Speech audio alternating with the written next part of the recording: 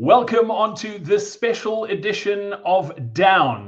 This is a podcast about the Comrades Marathon, and by now you've probably heard the news. A double start for Comrades Marathon 2025, and we sort of had to talk about this. Lindsey, this is obviously outside of our normal publishing schedule, but it kind of reminds me of a story that I read years ago about these guys they found this village in the middle of the Amazon, where people were living to like 130, 140 years old, and they couldn't quite put their finger on why these guys and girls were living so old. So they sent researchers to this place. It was like about a 40-hour journey, and then that was by plane, and then they had to jump onto a boat and through the river into the rainforest, and they eventually found this village in the middle of nowhere where these people were living to like 130, 140 years old.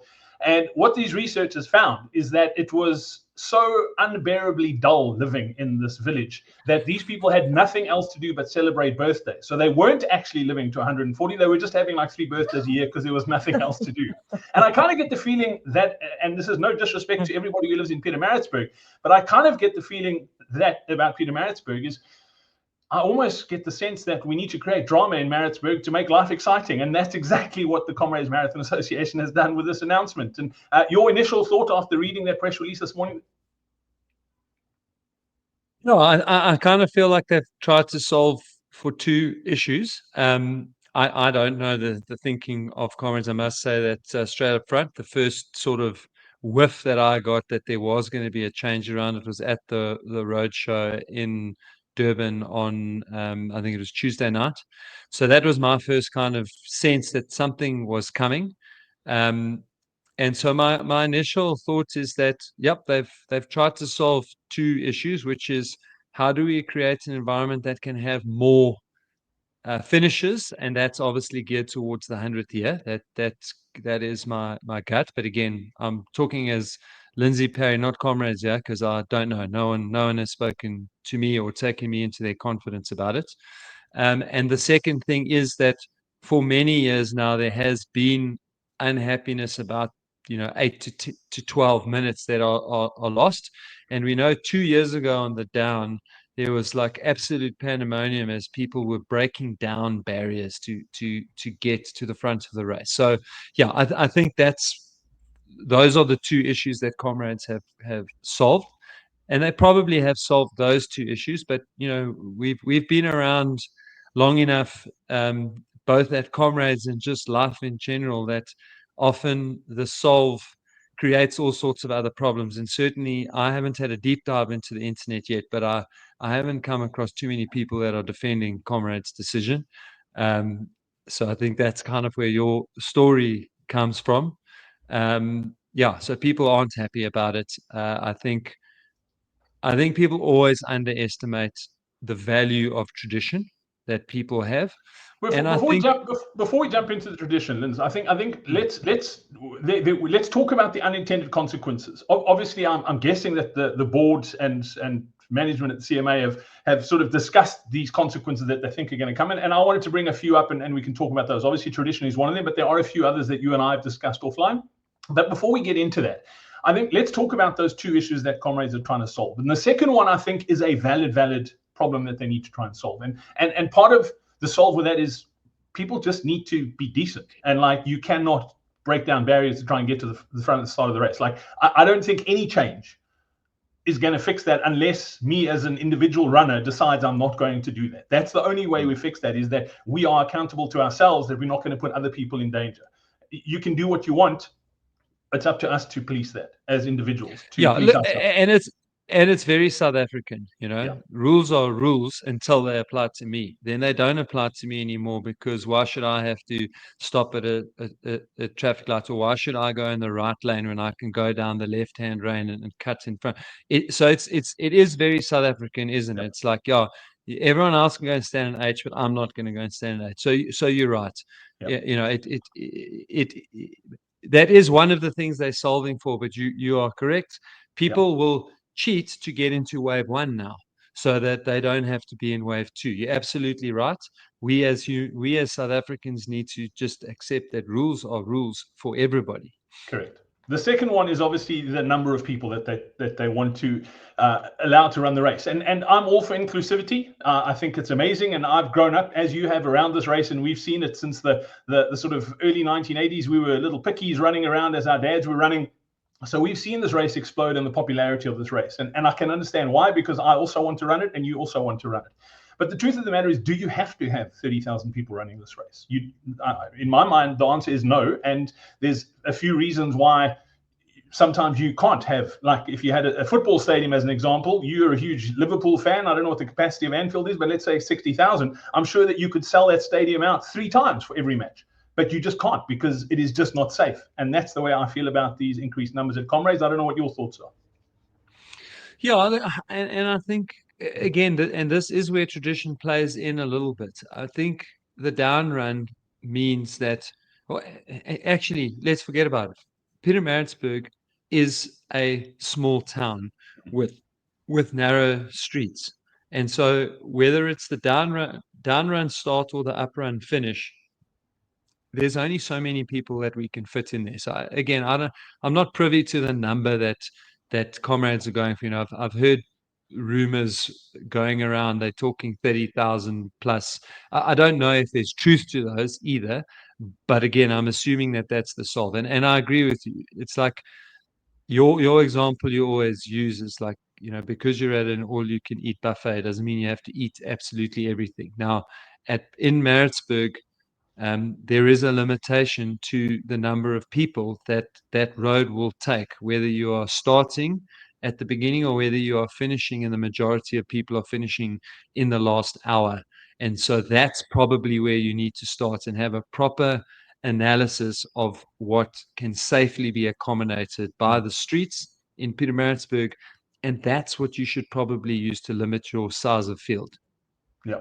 All right, cool. Let's talk about some of the consequences that we see. Obviously, we don't know if it is going to happen because it hasn't happened, but this announcement's been made and they're things that we think could potentially happen. And I'll be brutally honest here, Lindsey. After last night's webinar, I was super excited. We had a great vibe on the webinar, lots of great questions, and I was excited to be running Comrades again. It's the first time in 12 years that I'm running. It's been a long, long time, and I'm super excited. Training's going well, but when I saw the press release this morning, the first thing I checked was if it was April the 1st to make sure it wasn't an April Fool's joke. And my second feeling was, you know what, I don't even know if I want to run anymore.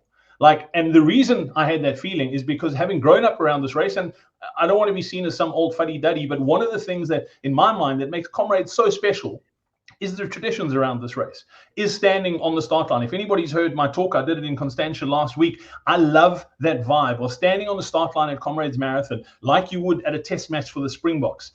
I was a rubbish rugby player, but Comrades gives me, as the ordinary person, the opportunity to stand at a start line, singing the national anthem where there's people there to watch me. And I think we're going to miss out on that with the 2 starts. It's just not going to be the same with the traditions and Max Tremorne's Cock Crow and Chariots of Fire and Shoshaloza. So the traditions is one thing. The second part of that traditions, and I think this is what makes Comrades unbelievable, is the jeopardy. And the stakes are so high that you have to finish this race under 12 hours. The medal cutoffs are great, and we feel bad for the guys who run a 7:31 and they miss the silver cutoff. But I always say there's more people in the stadium when the last person comes in than when the first person comes in, and that's because of that 12-hour cutoff. And by doing this with 15 minutes between the 2 start waves, how do you know who was in what wave and who is running a 12:14 as opposed to who's running an 11:59? Your thoughts on the potential loss of traditions by making these 2 starts? Running the Comrades Marathon doesn't have to be scary and intimidating. Just thinking about running 90 kilometers or 56 miles should give you butterflies in your stomach. Add to that the hills you have to run up and down, and having to do it in under 12 hours. The thought of it is enough to freak the most seasoned runner out. Never mind a newbie to ultra running or a Comrades Marathon novice. As much as Comrades is a physical challenge, it's just as much a mental challenge. The constant mental gymnastics of second-guessing yourself takes its toll. Am I training enough? How long should my long runs be? How many marathons should I run? What does this pain in my knee mean? My ankle is sore. Should I rest or run? And then the 2 big ones. Am I fast enough? And will I finish? The questions never stop. The constant worrying is exhausting. And that's exactly why we've created the Comrades Marathon Training Roadmap. It's a proven step-by-step training plan to get you from where you are today to having a Comrades medal around your neck without the stress and worry, knowing that you've done what it takes to finish the ultimate human race, feeling strong and in control, ensuring that you arrive at the start line fit and most importantly, injury-free, because more than 64% of those who didn't finish the race last year started with an injury. The Comrades Marathon Training Roadmap guides you through every step of your Comrades journey.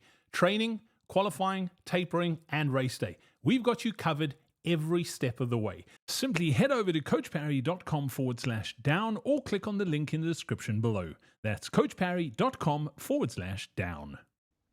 Yeah, look, and I think without like digging up too much of the past, is that a lot of the changes that have happened at Comrades really stem from 2 years ago's down run disaster when there was no one in the finishing straight for like the last 10 minutes before the race. So it is a valid concern. I feel like with the 15, so it's 15 minutes. When the first person who told me, they said half an hour and like completely separate starts. This feels like it's going to be one big start, but only half of the people will saunter off, and then the other half will then move into the starting position, and they'll repeat some of the process, I guess. So yes, I agree. I think that it's definitely going to lose a little bit of something in that finishing atmosphere. That is my feeling, and that's why I said at the start, it's like you solve for two things. You don't know what the unintended consequences are. Are you going to find a way to manage that process so that you do have like the big TV finish? I don't know, but there are definitely going to be people in that 15-minute window that are going to still get to finish Comrades and get the atmosphere and whatever, but they might not get a medal. So those are a lot of things that we don't know.